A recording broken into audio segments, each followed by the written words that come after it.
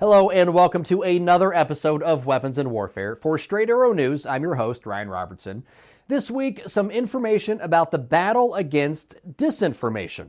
I recently had the chance to catch up with one man who's doing his part to stem the tide against those that deal in disinformation. Ryan McBeth is an intelligence analyst and Army veteran who is meeting the enemy where they operate, online. Plus, we're headed to France for our Weapon of the Week as we recognize some members of our armed forces that represented the Stars and Stripes on the Olympic stage. But first, some headlines you may have missed.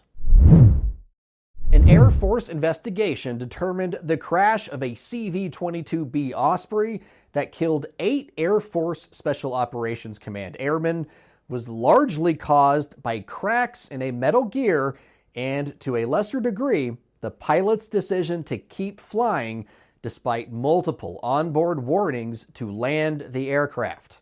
The November 2023 crash off the coast of Japan was the 4th deadly mishap involving the tilt-rotor craft in the past 2 years, and it led to a months-long grounding of the military's fleet of Ospreys.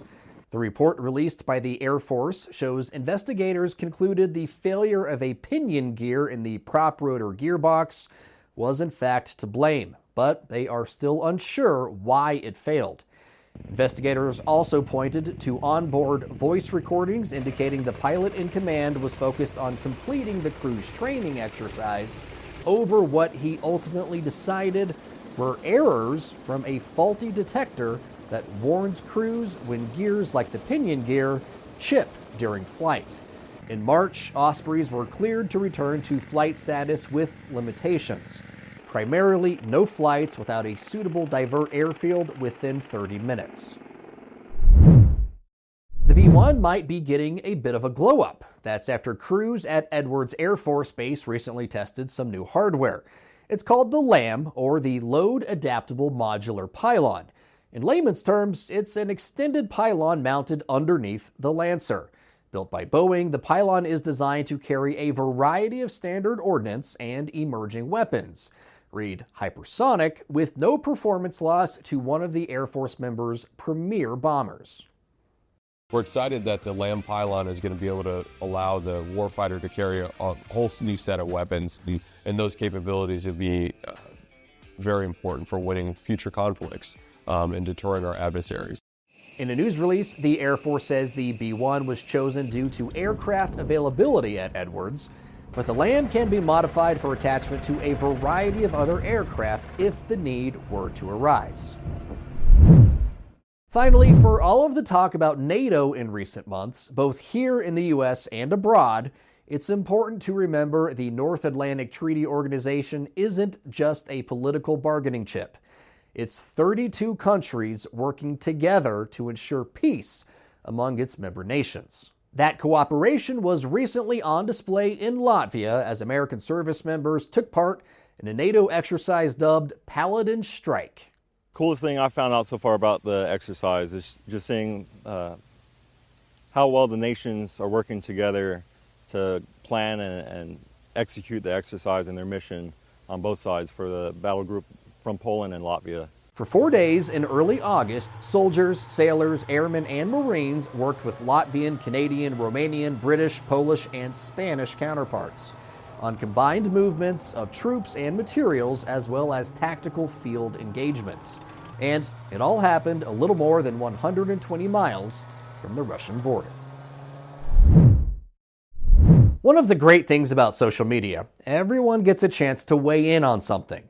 But one of the absolute worst parts about social media, everyone gets a chance to weigh in on something. This may come as a surprise, but not all opinions and insights are created equally. Some are more informed, crafted in the crucibles of experience and context. Ryan McBeth knows all about this. He spent 20 years in the Army before becoming an intelligence analyst, software engineer, and YouTube sensation. I stumbled across McBeth's content a little after the start of the Ukraine war. It was a video debunking the notion Ukraine was being run by Nazis, a lie Putin used to justify his invasion of Ukraine. Now, aside from just being an entertaining presenter, McBeth's videos struck me for another reason. They were full of facts. As a journalist, it was great to see another torchbearer for truth trying to sort through all the misinformation and disinformation that was out there. I had the chance to talk to McBeth recently. We covered a lot of ground and several hypothetical scenarios, but what I really wanted to know is why he wanted to get into the truth-telling business in the first place. Ryan McBeth, really appreciate you taking the time to talk with us today. What made your content stand out to me, Ryan, was your just desire to share truth and beat down mistruth and disinformation. But before we get started on everything, Ryan, if you can, for our audience, I know you have a 20-year infantryman career. Kind of give our audience kind of a Reader's Digest version of your career path to this point. So I was an infantryman for 20 years. While serving, I got a degree in computer science, and then I got a master's in engineering management. And after I got out, I got a degree in MSc in cybersecurity.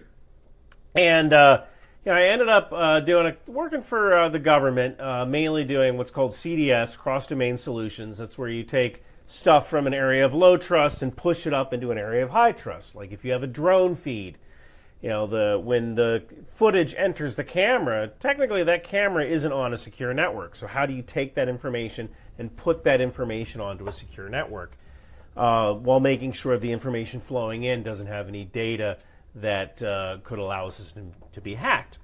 Then I worked for Accenture doing something called C4ISR, Command, Control, Communications, Computers, Intelligence, Surveillance, Reconnaissance. Basically, we found bad guys.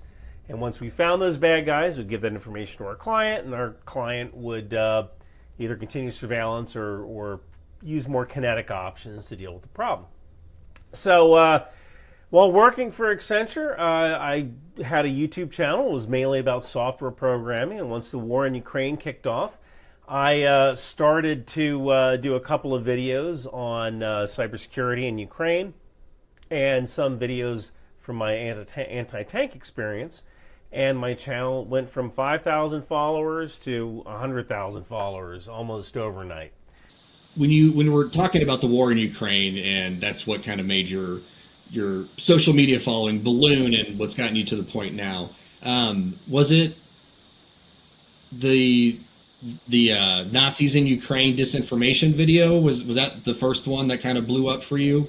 Or what was the first one that, like, hey, I got something here?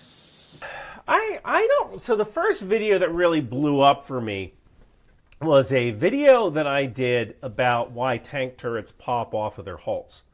I actually can't tell you. I don't know which was the first disinformation video. And I didn't set out to become a disinformation expert, but I think that since I knew so much about the military and anti-tank warfare, and I kind of became an expert at going like, no, you're wrong, and here's why you're wrong. It's because tanks actually do this, or reactive armor actually works like this. And what I kind of noticed was that there was just so much disinformation out there about how the military works that by me kind of peeling back some of this stuff, I found more and more stuff. And I guess over 2 years, I kind of became like Forrest Gump. Forrest Gump became a really good runner because people were always chasing him. I became really good at finding disinformation agents because they were just freaking everywhere on the subject of Ukraine. Obviously, the videos are doing well for you, so there's, as a content creator, you see that and you want to give the audience what they want, right? But the audience flocks to that because there's a desire for that, right? How important in your mind is the disinformation, misinformation takedown mission for you? It's more important now than I think it was at the start of the conflict in Ukraine, mainly because one of the things that I realized doing my work is that Information war is a weapon. Infodom war. And one of the things I've done over the past year, since September of last year, is I have traveled around giving speeches about how information war is a domain of warfare. In fact, on the 10th, I think I'm going to be in Ohio with the Ohio National Guard and all of their judge advocate generals in the Ohio National Guard. They're going to this one meeting, and I'm going to give a presentation where I'm going to try to convince them that we need to come up with a plan for treating information warfare practitioners as combatants. Because think about it like this. So let's say when you buy a drill, do you buy a drill because you want a drill, or do you buy a drill because you want a hole? It's because you want a hole, right? Nobody collects drills, right? You buy a drill because you need a hole. So when you buy a weapon, you don't really buy a weapon to buy a weapon. You buy a weapon because you're going to need the effects of that weapon. And the effects of that weapon might be to destroy a bridge, right? So a weapon is really an effector. So let's say you want to prevent your adversary from crossing a bridge. You could use a weapon like a bomb or a cruise missile. Maybe you could use a cyber attack, right? Send a cyber attack and disable the electronic controls on the bridge so the toll gates won't open or whatever. Or you could use information warfare to tell a bunch of weak-minded college students to go shut down the bridge because of colonialist, imperialist, whatever. And we've already seen that when a bunch of students shut down the Golden Gate Bridge in California. That was a weapon. TikTok is a weapon. These students were motivated by TikTok to go shut down a bridge. And if the adversary can do that to a bridge, they can also say, if deterrence fails and China invades Taiwan, Taiwan has always been Chinese. This is colonialist, imperialist. The U.S. is trying to take Taiwan for its own. You need to go to a naval base and glue yourself to a ship. And now you have an information warfare program working as a weapon system that is disabling a ship. No different than a bomb, Ken. How is that message being received? Well, I haven't polled all 150. And usually I am very blunt when I've talked about how we need to kill these people. And when we start putting Hellfire missiles through people's windows, or we start putting TLAMs into an office building that's being used as an information warfare center, they'll probably get the message.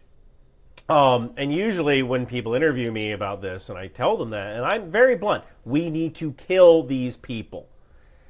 Usually they go, oh my goodness, they're clutching their pearls. You're going to put a TLAM through someone's window, through some teenager's window? Well, probably not a teenager's window. There are other effects that you might be able to use. You might be able to use a cyber attack. There might be groundwork that you can do to take out critical parts of this operation. But we need to start considering information war to be a domain of war. The land domain has been a domain of war ever since someone picked up a spear and said, I don't like the way Thag is always in charge, right? And sea warfare has been a domain of war since the Peloponnesian War, where they were fighting on ships. And air has been a domain of war since we've had fighter planes, in World War I, planes shooting at each other. And well, now we have information war. Russia can't defeat Ukraine by force of arms. They can't. They would have done it already. So how do you defeat Ukraine? Well, you can cut off their supply of arms. How does Russia do that? Well, they could use a weapon. They could bomb some of the factories in Germany and maybe use missiles on factories in the U.S. Well, that'll cause a war. But if we use information war to convince people that Ukraine is corrupt, your money's getting thrown away, Vladimir Zelensky's wife just bought a new Bugatti with your tax dollars, well, then we get people to call their congressman and say, I don't want us sending money to Ukraine. And that stops the munitions just as easily as a bomb. We are at war right now. And these people who are using information warfare to affect as an effector, they need to be targeted. Yeah, I mean, you're right. That's, You're acting like every other interviewer that has interviewed me about this subject, where you don't want to say, wow, you're kind of right, but you're also a psychopath. Well, I mean, you might be. I don't know. But no, you bring up some like startling revelations, right? And you bring up some points that it's like, look, if we're being serious about where the world is heading, and if we're being serious about trying to prevent things, we need to be serious about where our enemies are coming from and how they're coming to attack us. So I don't judge that. I mean, you're the 20-year infantry veteran, right? I'm not. But it is stark to think about all they're doing is using computers to post messages or something like that. But in the 21st century, I mean, it's a domain of warfare. And when someone blew up, when terrorists blew up the USS Cole, they did it on the water. And we didn't go, oh, well, we can't retaliate by air because they did it on the water, right? So if somebody is using information warfare as an effector in cyberspace, why can't we attack them through kinetic means, either on land or from the air? It's a domain of warfare, and we cross domains of warfare all the time. Hey, Ryan, really appreciate your time. As from one journalist to another truth bearer, wanted to say I appreciate your efforts to speak to the misinformation and disinformation and make sure that people are getting the right information so that they can make educated decisions about their lives and those around them. So thank you for that. Thank you for joining us today. Really appreciate it. Ryan, I had a great time. Thank you. Serving you clarity through context, our mission at SAN is to deliver the news straight down the middle. We're different from mainstream media because we spotlight distorted headlines and show you how to do it too. Discover stories that right and left-leaning outlets are choosing not to cover by using our Media Mist tool. Download the SAN app and turn on notifications to have straight facts delivered right to your phone or tablet, and get straight facts anytime at SAN.com. Time now for our weapon of the week, or should I say our weapons of the week, as in plural. That's because we want to take a moment to recognize a few members of our country's military that recently represented the Stars and Stripes in a different way, as Olympians in Paris for the 2024 Games. The U.S. Army sent the largest contingent of athletes to the Games with 7 active duty soldiers, 1 Army Reserve soldier, and 2 veterans. Leading the field was Army veteran Vincent Hancock, who brought home his 4th Olympic gold medal, winning men's skeet shooting and joining the ranks of Michael Phelps, Carl Lewis, and Katie Ledecky as one of only 7 Olympians ever to win the same event in 4 separate games. He also bagged a silver in the skeet mixed team event. Joining Hancock in the medal hall was newly promoted Army Staff Sergeant Sagan Madalena. The Army shooting instructor stationed at Fort Moore, Georgia, brought home silver in the 50-meter rifle 3 positions women's final. Army Reservist First Lieutenant Sam Kendricks pole vaulted his way to the medal stand, adding a silver to the bronze he won in Rio back in 2016. Finally, Army Captain Sammy Sullivan. The West Point graduate was a key contributor for the U.S. women's rugby sevens that shocked Australia 14-12 in the waning moments to win the bronze medal, America's first rugby medal in 100 years. We here at Weapons and Warfare want to extend a sincere congratulations to not only the medalists, but to all the Olympians that represented their branch of service and their country in Paris. All opinions expressed in this segment are solely the opinions of the contributors. That's going to just about do it for us this week at Weapons and Warfare. And for my wrap, I want to focus on something we mentioned during the debrief with Ryan McBeth. and that is the importance of safeguarding truth in the digital age. Listen, we live in a truly incredible era of human existence. The way we live, work, travel, the way we communicate, they've all seen massive shifts over the last century or so. Shifts which only accelerated when we added computers to the mix. Along with those shifts came more independence for the average person, more freedom to decide where to work, where to live, and ultimately, who to believe. When you aren't reliant on monarchs, religious leaders, or other arbiters of information to find out about the world around you, you are empowered to educate yourself. But, as a wise old man in a comic once said, "With great power comes great responsibility." When it comes to the sharing of information and data in the digital age, yes, you have the power to do your own research. So please, be responsible enough to make sure the place from which you are getting your information is reputable. Be responsible enough to make sure you aren't being misled or hearing only what you want to hear. At Weapons and Warfare, and Straight Arrow News as a whole really, we take our responsibility as journalists very seriously. We have ongoing discussions about how to tell a story, which details to include, and yes, sometimes which details to exclude. On this show, our mission is to make the world of weapons and warfare more accessible to the average person. Give them the resources to make an informed decision, and then let them do so. It's how we fight against misinformation and disinformation.